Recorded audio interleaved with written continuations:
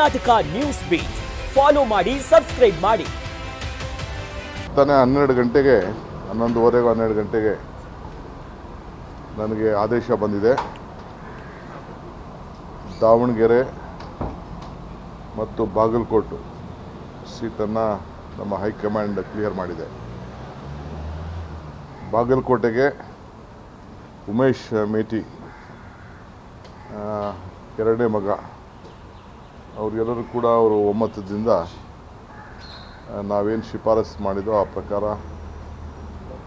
ಒಪ್ಕೊಂಡಿದ್ದಾರೆ. So Davanagere seat ಕೂಡ ನಿನ್ನೆ ಎಲ್ಲ ಮೈನಾರಿಟಿ ಲೀಡರ್ಸು, ಚೀಫ್ ಮಿನಿಸ್ಟ್ರು, ನಾನು, ನಮ್ಮ ACC ಜನರಲ್ ಸೆಕ್ರೆಟ್ರಿ ಮತ್ತು ಜಮೀರ್ ಅವರು, ನಾಜೀರ್ ಅವರು, ಸಲೀಂ ಅವರು, ನಾಜೀರ್ ಹುಸೇನ್ ಅವರು, ನಮ್ಮ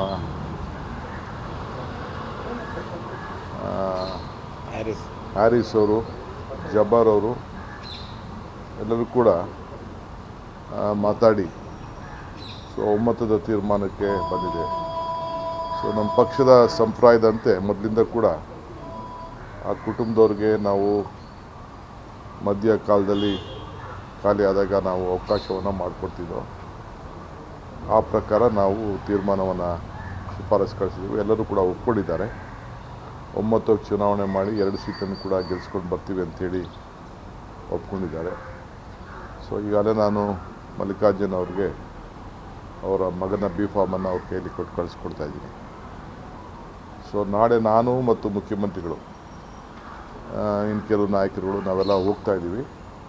ದಾವಣಗೆರೆ ಮತ್ತು ಬಾಗಲಕೋಟೆಯಲ್ಲಿ ಹೋಗಿ ನಾಮಪತ್ರವನ್ನು ಸಲ್ಲಿಸುವಂಥ ಕಾರ್ಯಕ್ರಮದಲ್ಲಿ ನಾವು ಭಾಗವಹಿಸ್ತೀವಿ. ಸೊ ಬುಧವಾರ ಅವರು CM ಅವರು ಆ ಬಜೆಟ್ದು ರಿಪ್ಲೈ ಮಾಡಬೇಕು ಅಂಥೇಳಿ ಚರ್ಚೆ ಆಗಿದೆ. ನಾಡಿದ್ದು ನಮ್ಮ ಬಿಸ್ನೆಸ್ ಅಡ್ವೈಸರಿ ಕಮಿಟಿಲಿ ಚರ್ಚೆ ಮಾಡಿ ಅದನ್ನು ಮಿಕ್ಕಿದ್ದು ದಿನಾಂಕನ ನಿಗದಿ ಮಾಡಿದ್ವಿ. ಬುಧವಾರ ಸಾಯಂಕಾಲ ನಮ್ಮ ಶಾಸಕಾಂಗ ಪಕ್ಷದ ಸಭೆಯನ್ನು ಕೂಡ ಮುಖ್ಯಮಂತ್ರಿಗಳು ನಿಗದಿ ಮಾಡಿದ್ದಾರೆ. ನಮ್ಮ ACC ಜನರಲ್ ಸೆಕ್ರೆಟರಿ ಕೂಡ ದೆಹಲಿಯಿಂದ ಶಾಸಕಾಂಗ ಪಕ್ಷದ ಸಭೆಗೆ ಅವರು ಕೂಡ ಭಾಗವಹಿಸಲಿದ್ದಾರೆ. ಸೊ ಈ ಚುನಾವಣೆ ಏನು ವಿಚಾರದಲ್ಲಿ, ಟಿಕೆಟ್ ವಿಚಾರದಲ್ಲಿ ತಾವು ವಿಭಿನ್ನವಾಗಿ ಕೆಲವು ಚರ್ಚೆಗಳನ್ನ ಮಾಧ್ಯಮಕ್ಕೆ ಹೇಳ್ತಾ ಇದ್ರಿ, ಅದಕ್ಕೆಲ್ಲ ತೆರೆಯನ್ನು ನಾವು ಎಳೆದಿದ್ದೇವೆ. ಅವರು ಕೇಳೋದ್ರಲ್ಲಿ ತಪ್ಪಿಲ್ಲ. ಅವರು ಜನಸಂಖ್ಯೆ ಆಧಾರದ ಮೇಲೆ ಕೇಳ್ತಾ ಇದ್ದಾರೆ. ಅವ್ರದ್ದು ಯಾವ ಥರದ ತಪ್ಪೂ ಇಲ್ಲ. ಮುಂಚಿತವಾಗಿ ಮಲ್ಲಿಕಾರ್ಜುನ್ ಹತ್ರ ಚರ್ಚೆ ಮಾಡಿದ್ರು. ಮಲ್ಲಿಕಾರ್ಜುನ್ ನೆನೆನೂ ಅವ್ರು ಹೇಳಿದ್ರು, ಬೇಕಾದ್ರೆ ಇವತ್ತು ನಾನು ವಿಡ್ರಾ ಮಾಡ್ತೀನಿ, ನಾನು ದಿನಾಂಕಕ್ಕೋಸ್ಕರ ನಮ್ಮ ಫ್ಯಾಮಿಲಿ ಮೆಂಬರ್ಸು ಮುಹೂರ್ತ ಚೆನ್ನಾಗಿದೆ ಅಂತೇಳಿ ಅವ್ರಿಗೆ ನಂಬಿಕೆ ಇದೆ. ನಾವೆಂಗೆ ನಂಬ್ತೀವಿ ಅವ್ರಿಗೂ ನಂಬಿಕೆ ಇದೆ.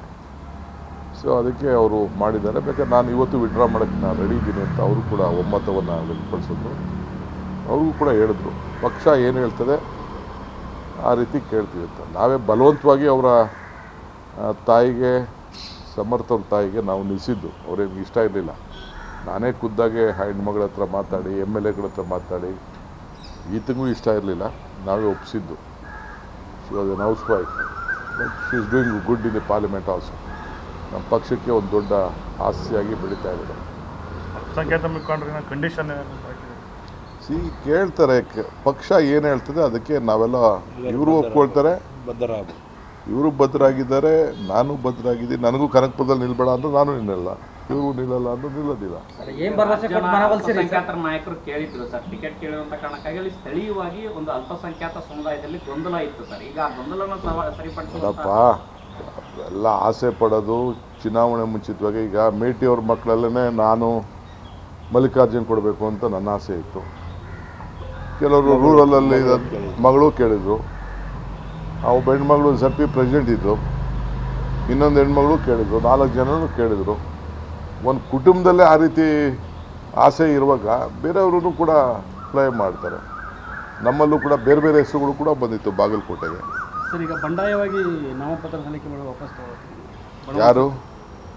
ದಾವಣಗೆರೆಯಲ್ಲಿ ಬಿಜೆಪಿ ಜೆಡಿಎಸ್ ಅವರು ಕೆಲವು ಅಲ್ಪಸಂಖ್ಯಾತರನ್ನ ಅಲ್ಲಿ ದಾವಣಗೆರೆಯಲ್ಲಿ ಕಂಟೆಸ್ಟ್ ಮಾಡಕ್ಕೆ ಗೊತ್ತು ಅವೆಲ್ಲ ಪ್ರಯತ್ನ ನಡೀತಾ ಇದೆ. ಅವೆಲ್ಲ ರಾಜಕಾರಣ ಅಂತಂದಮೇಲೆ ನಮ್ಮಲ್ಲೇ ಡಿಫ್ರೆನ್ಸ್ ಕ್ರಿಯೇಟ್ ಮಾಡೋಕ್ಕೆ ಅವರು ಮಾಡ್ತಾರೆ, ನಾವು ಮಾಡ್ತೀವಿ. ಅವರಲ್ಲಿ ಒಮ್ಮತ ಇದೆಯಾ? ಇಬ್ಬರಲ್ಲೂ ಗಲಾಟೆ ಆದದಕ್ಕೆ ಮೂರನೇವ್ರಿಗೆ ಅಂತ ಅಂದ್ಬಿಟ್ಟು ಅವ್ರು ಟಿಕೆಟ್ ಕೊಟ್ಟಿದ್ದಾರೆ. ನಾನು ಅದನ್ನು ಯಾಕೆ ಅದನ್ನು ಚರ್ಚೆ ಮಾಡೋಕ್ಕೆ ಹೋಗಲಿ? ಅವ್ರ ಪಾರ್ಟಿ ಡಿಸಿಷನ್ ಅದು, ಇದು ನಮ್ಮ ಪಾರ್ಟಿ ಡಿಸಿಷನ್. ಬಿಜೆಪಿ ಕ್ಯಾಂಡಿಡೇಟು ನಿಮ್ಮ ಕ್ಯಾಂಡಿಡೇಟ್ಗೆ ಸಮರ್ಥರು ಅಂತ ಅನಿಸ್ತಿದೆ ಸರ್. ನನಗೆ ಅದ್ರ ಬಗ್ಗೆ ಚರ್ಚೆ ಮಾಡೋಕ್ಕೆ, ಅವ್ರ ಪಾರ್ಟಿ ಬಗ್ಗೆ ಚರ್ಚೆ ಮಾಡೋಕ್ಕೆ ಹೋಗಲ್ಲ ನಾನು. ಅವ್ರು ಯಾರನ್ನಾರು ಕ್ಯಾಂಡಿಡೇಟ್ ನಿಲ್ಲಿಸ್ಕೊಳ್ಳಿ. ನಮ್ಮ ಪಾರ್ಟಿ ನಾವು ನಮ್ಮದು ಅವ್ರದ್ದು. ದಾವಣಗೆರೆ ಮಾಡಿರೋಂಥ ಅಭಿವೃದ್ಧಿ, ದಾವಣಗೆರೆಯಲ್ಲಿ ಶಿವಶಂಕರಪ್ಪನವರು ಮಾಡಿದಂಥ ಸೇವೆ, ಇದು ಬೆಂಗಳೂರು ನಗರ ಯಾವ ರೀತಿ ಇದೆ ಅದಕ್ಕಿಂತ ಚೆನ್ನಾಗಿ ದಾವಣಗೆರೆ ಇದೆ. ನಾನೇ ಈ ಕಣ್ಣಲ್ಲಿ ನಾನು ನೋಡಿದ್ದೇನೆ. ರೋಡ್ಸು, ಮತ್ತೊಂದು ಕಾಂಕ್ರೀಟ್ ರೋಡು, ಡೆವಲಪ್ಮೆಂಟು, ಕುಡಿಯೋ ನೀರು, ಬಡವ್ರಿಗೆ ಮನೆ, ಇವೆಲ್ಲ ಕೂಡ ಭಾಳ ಚೆನ್ನಾಗಿದೆ. ಸೊ ಕಳೆದ 40 ವರ್ಷದಿಂದ ಅವ್ರದ್ದೇ ಆದಂಥ ತ್ಯಾಗ, ಇಡೀ ದಾವಣಗೆರೆಗೆ ವಿದ್ಯಾಸಂಸ್ಥೆಗಳು, ಹೊರಗಡೆಯಿಂದ ಬರೋರು ಎಲ್ಲ ಕೂಡ centre of the city. So Congress ಪಕ್ಷಕ್ಕೆ ಆ ಕುಟುಂಬ ಒಂದು ದೊಡ್ಡ ಮೊದಲಿಂದ ಕೂಡ ಶಿಸ್ತನ್ನು ಕಾಪಾಡ್ಕೊಂಡು ಬಂದಿದೆ. ಅದನ್ನೆಲ್ಲ ಗಮನದಲ್ಲಿಟ್ಕೊಂಡು ಎಲ್ಲ ನಮ್ಮ ಲೀಡರ್ಸ್ ಎಲ್ಲ ಒಪ್ಕೊಂಡಿದ್ದಾರೆ. ಸರ್ ಆಮೇಲೆ ಸರ್ ಮುಸ್ಲಿಂ ಅವ್ರು ಹೇಳ್ತಾರೋದು ಒಂದೇ ಮಾತು ಸರ್, ಶಾಮ್ನೂರವರ ನಂತರ ಅಲ್ಲಿ ಮುಸ್ಲಿಂ ಸಮುದಾಯಕ್ಕೆ ಟಿಕೆಟ್ ಕೊಡಬೇಕು, ಅವ್ರ ಕ್ಯಾಂಡಿಡೇಟ್ ಆಗಬೇಕು ಅನ್ನೋದು ಮಾತು ಕೊಟ್ಟಿದ್ರಂತೆ. ಆ ಮಾತು ಪ್ರಕಾರ ನಡ್ಕೊಳ್ತಾ ಇಲ್ಲ ಅನ್ನೋ ಒಂದು ಅಸಮಾಧಾನ ಅವ್ರಿಗೆ. ಎಲ್ಲ ಅಸಮಾಧಾನ ನಿಮ್ಮ ಹತ್ರ ಹೇಳಿರ್ಬೋದು, ನನ್ನ ಹತ್ರ ಅಸಮಾಧಾನ ಇಲ್ಲ. ನೋಡಿ, ಅದು ಕ್ಲೈಮ್ ಕೇಳ್ತಾ ಇದ್ದದಕ್ಕೆ ನಾವು 3 ಬಾರಿ ಜಬ್ಬರ್ಗೆ MSc ಮಾಡಿದ್ದು.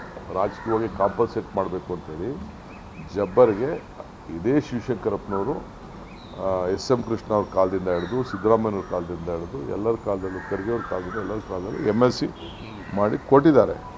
ಪೊಲಿಟಿಕಲಿ ಕೆಲವು ಸಂದರ್ಭದಲ್ಲಿ ಕಾಂಪನ್ಸೇಟ್ ಮಾಡಲಿಕ್ಕೆ. ಈಗ ನಾವು ಇಲ್ಲಿ ಇವನಿದ್ದ ಮಾನೆ ಸೀಟ್ ತೆಗೆದುಬಿಟ್ಟು ನಾವು ನಮ್ಮ ಅಲ್ಲಿ ಮೈಸೂರು ಧಾರವಾಡಲ್ಲಿ ಕೊಡೋಕ್ಕಾಗಲ್ಲ ಅಂತೇಳಿ ನಮ್ಮ ಇವನಿಗೆ ಸಲೀಂ ಕೊಟ್ವಲ್ಲ, ಸೊ ಅಲ್ಲಿ ಬೋಸರಾಜ್ ಕೊಡಬೇಕು ಅಂತಿದ್ದೋ, ಬೇಡ ಮೈನಾರಿಟಿ ಕೊಡಬೇಕು ಅಂತ ಕೇಳಿದ್ರು.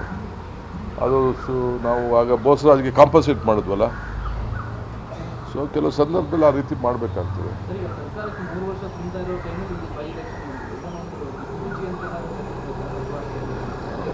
ಯಾವ ಎಲೆಕ್ಷನ್ ಅವ್ರು ಗೆದ್ದವ್ರೆ? ಈಗ ಅವ್ರ ಸೀಟೆಲ್ಲ ನಾವು ಗೆದ್ಕೊಂಡು ಬಂದಿದ್ವಲ್ಲ, ಅವ್ರ ಸೀಟು ನಾವು ಗೆದ್ಕೊಂಡು ಬಂದಿದ್ವಲ್ಲ. ಈಗ ಬೊಮ್ಮಾಯಿ ಸೀಟು, ಕುಮಾರಸ್ವಾಮಿ ಮಗನ ಸೀಟು, ಅದಕ್ಕೇನು ಕರಿತೀರಿ ನೀವು? ನೀವೇ ಅದಕ್ಕೆ ಕೇಳಿ, ಅವ್ರ ಸೀಟ್ ಅದು. ನಮ್ಮ ಕಾಂಗ್ರೆಸ್ ಪಕ್ಷದ ವತಿಯಿಂದ ನಮ್ಮ ಸಮರ್ಥ ಶಾಮ್ನೂರ್ ಅವರಿಗೆ ಟಿಕೆಟನ್ನು ಇವತ್ತು ಘೋಷಣೆಯನ್ನು ಮಾಡಿದ್ದಾರೆ. ನಮ್ಮ KPCC ಅಧ್ಯಕ್ಷರು, ಮುಖ್ಯಮಂತ್ರಿಗಳು ಮತ್ತು ನಮ್ಮ AICCಯ ರಂಜಿತ್ ಸುರ್ಜಿವಾಲಾ ಅವರವರು ಮತ್ತು ಎಲ್ಲ ನಮ್ಮ ಮುಸಲ್ಮಾನ್ ನಾಯಕರುಗಳು ಮತ್ತು ನಮ್ಮ ಕಾಂಗ್ರೆಸ್ ಪಕ್ಷದ ಹಿರಿಯ ನಾಯಕರುಗಳು ಎಲ್ಲರೂ ಸೇರಿ ಒಗ್ಗಟ್ಟಿನಿಂದ ಕೆಲಸವನ್ನು ಮಾಡಿ ನಮ್ಮ ಕಾಂಗ್ರೆಸ್ ಅಭ್ಯರ್ಥಿ ಬಾಗಲಕೋಟೆ ಮತ್ತು ದಾವಣಗೆರೆಯಲ್ಲಿ ಗೆಲ್ಲಿಸಬೇಕು ಅಂತ ದೃಷ್ಟಿಕೋನದಲ್ಲಿ ಮೊನ್ನೆ 2 ದಿವಸ ಮೀಟಿಂಗನ್ನು ಮಾಡಿ ಎಲ್ಲರ ಮನಸ್ಸು ಗೆದ್ದು ಎಲ್ಲರೂ ಒಗ್ಗಟ್ಟಿನಿಂದ ಈ ಒಂದು ಚುನಾವಣೆಗಳನ್ನ ಎದುರಿಸಬೇಕು ಅನ್ನೋ ನಿಟ್ಟಿನಲ್ಲಿ ಇವತ್ತು ನಮಗೆ ಸಮರ್ಥವರಿಗೆ B ಫಾರಮನ್ನು ಘೋಷಣೆ ಮಾಡಿ ಇವತ್ತು ಕೊಟ್ಟಿದ್ದಾರೆ.